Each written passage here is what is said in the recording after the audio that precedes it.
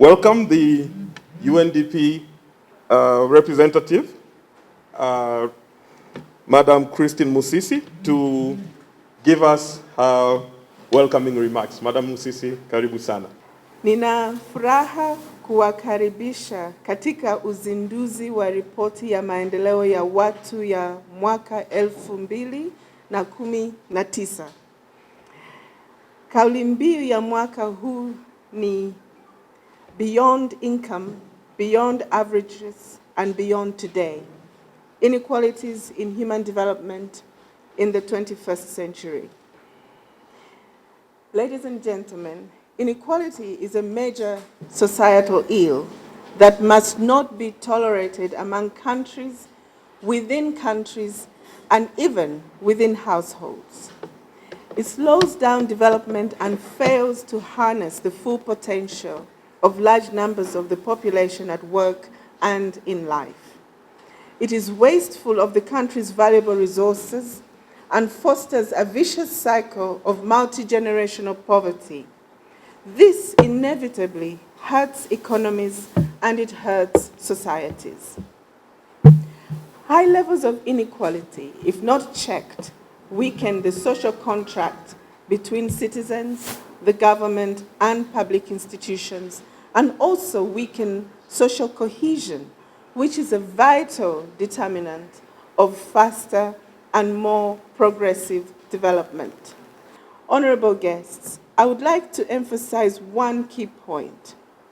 Redressing inequalities in human development in the 21st century is possible only if we act now, before imbalances in economic power translate into entrenched political dominance at various levels. What is important is a set of integrated policies that seek to accelerate the convergence in basic capabilities, which is the unfinished business of the Millennium Development Goals, while at the same time reversing the divergences in enhanced capabilities. So, ladies and gentlemen, what is new about this report? First, it shifts the human development lens from those furthest behind to those further along the human development spectrum. Those who have caught up in basic capabilities but are behind in enhanced capabilities and finding it harder to close the gap. Second, the report shows that inequalities are closing when it comes to basic needs, but there is a widening divide in access to emerging opportunities, which were scarcely imaginable at the turn of the last century, but will be indispensable going to the next century.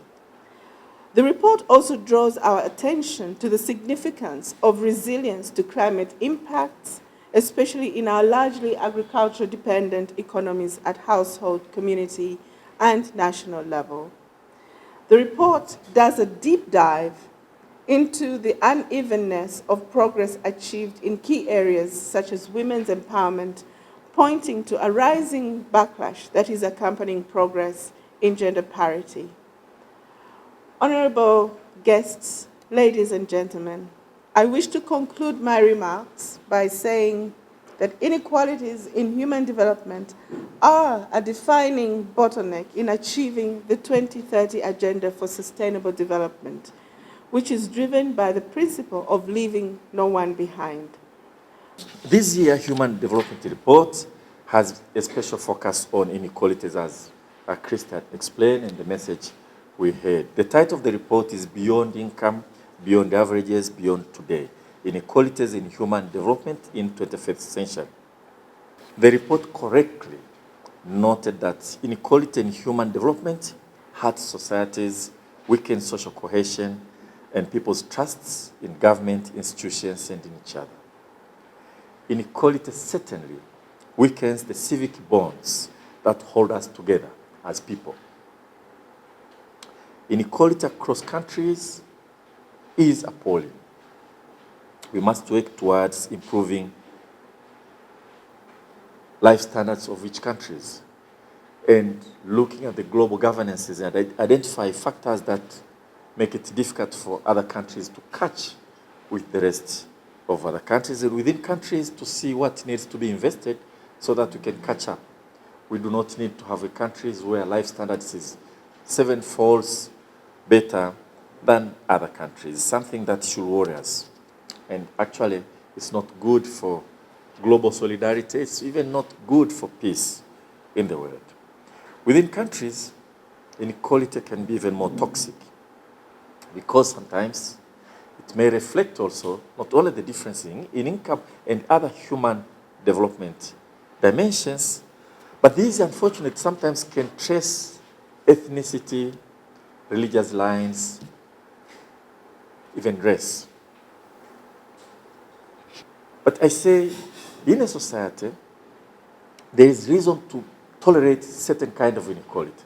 Inequality that is born out of talents, inequality born out of efforts. And to be fair, that kind of inequality can actually fuel growth in the economy and improve the lives of everybody else across. I mean, if you have somebody who is very talented, like Bill Gates in the country, who will improve the income of everybody, he will be richer than everybody else, but he will improve the life of everybody because he is more talented than others. And similarly, if you have somebody who is talented as a medical doctor, he will earn more money, but he will treat a lot of people and make life better for everyone. So pursuit of fair distribution of income and the other capabilities is sacrosanct for building democracy. The report we are launching today must be a cause of more reflections and deliberations and discussions on matters of social justice, of fair distributions, and once again, on how to assess human progress over, far, and beyond the income. So let us read it, let us reflect, let the report fuel more discussions and generate more debates for the betterment of our society, and thank you very much for your attention. Ukiangalia kinachoonyeshwa hapa, yani ni kwamba kwa Tanzania ndani ya ripoti hii ni kwamba inequality, ukiangalia overall, kwanza Human Development Index ya Tanzania imefikia 0.528 kwa mwaka 2018. Na hii imetoka kwa mwaka 90 kutoka 0.373. Kwa hiyo Tanzania imefanya maendeleo ya kibinadamu au ya watu kwa 42%. Lazima tujipongeze. Tangu mwaka 90. Kwa hiyo kuna maendeleo. Vile ukiangalia ni vitu gani hasa vinaendesha hii maendeleo ya watu, ni vitu gani vinatufanya tuendelee. Tunaangalia wapi? Tunaangalia life expectancy. Imetoka mwaka 90 kutoka 50.2 mpaka 2018 imefikia miaka 65.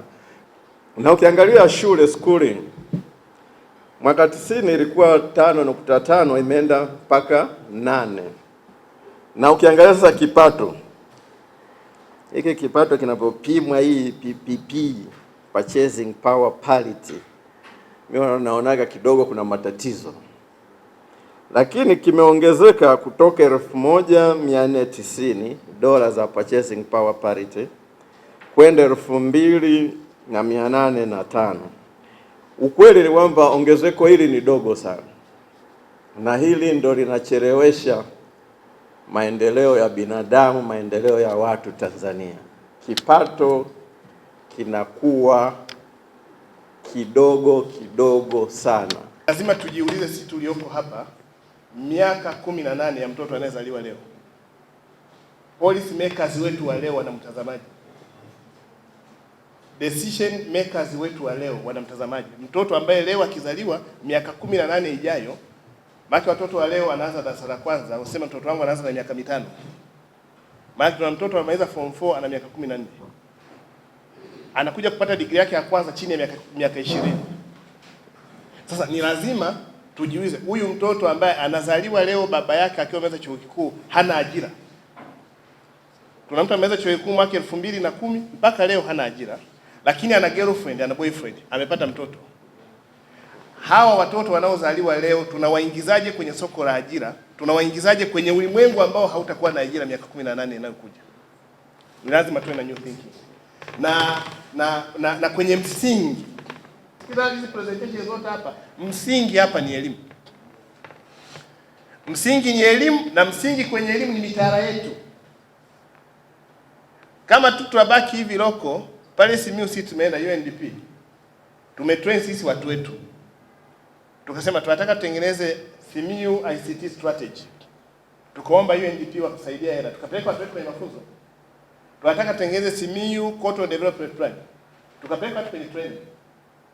Tunataka tutengeneze Simiyu Fish Farming, watu ndio kajifunze.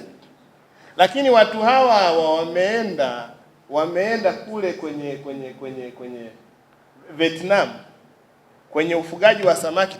Kuna mtu alienda Vietnam toka akiwa ni junior officer wa wizara mpaka akawa katibu mkuu, anaenda Vietnam na hajawahi kufuga samaki hata mmoja.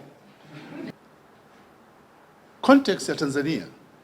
Tanzania is not poor because it does not have many universities. It is like this one because it does not have the required education at tertiary level. Muda wangu niliokaa UDOM university ikiwa ina aspire kufundisha na kutoa mafunzo ya shahada, ikazama katika kufundisha hata diploma, non-degree certificate qualifications, diploma na certificates. Hombolo CBE waliwaambia wafundishe certificate, na wenyewe kaona sasa hapa ni wakati wa kufundisha degree. Kwa hiyo sasa hapa kuna mchanganyiko kwamba wale zile taasisi zilizopewa mandate ya kufundisha katika degree level zinafundisha hata non-degree studies. Zile za non-degree studies na je zinakwenda kufundisha university level. I may be very unpopular here nikiremark kwamba hata fujo zinazotoka kwa universities miaka hiyo za wanafunzi kukosa field work. Universities bado sio mahali pa kwenda field work. Na hapa sisi wote ni mashahidi. We can't be doing the same things now year and after year and expect different results. Haiwezekani. We have to do it differently. And now sisi wote mashahidi wa magazeti yanayosema mlete mtoto wako amalize elimu ya sekondari kwa miaka miwili. We don't say something serious wrong with that one. And what we do ni kwamba tunafundisha mitihani. We don't impart knowledge.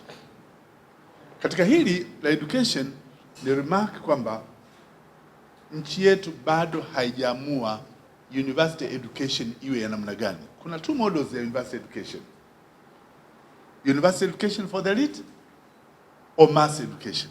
By the way, is it right all the time to complain that the government haven't done this for me? No. It is the time for us all to wake up and act. Being the citizen, politicians, leaders, planners, it is the time now to work on our challenges so that we can solve them and then forge forward, move forward. Otherwise, if we keep on complaining that the government haven't done this, then we are totally lost, my friends. So one could be the solution, maybe some kind of protection or capacity building is necessary. So when you introduce some new technology, definitely how we have to, at the same time, when you adopt that type of policy, you have to think about some social protection for the marginal class. That could be the one solution, So that is my observation. Otherwise, always the global experience shows most of the cases, it's the opportunity class, it will get more opportunity with new technology. Thank you. Government has started to establish that, and it has initiatives on human development. I'm talking about PSSN program, yeah? Mpango wa kunusuru kaya maskini. We as TASAF, and when I'm talking about TASAF, it's government, and we had improving the lives and for the great opportunities for poor households. It's about 10% of our population, about 5.4 million beneficiaries that through income growth, which are from conditional cash transfer. And this gives them opportunities to develop their abilities and chance to use that transfers that they are being awarded by the government. And the CCT gives education. For instance, girls have opportunity to go to school. We have a free education, but education can't go free without feeding yourself. Sasa hivi tunasema tunaelekea kwenye uchumi wa viwanda. Ni kweli kwamba tumepata significant number ya Watanzania wamewekeza kwenye industrialization wengi.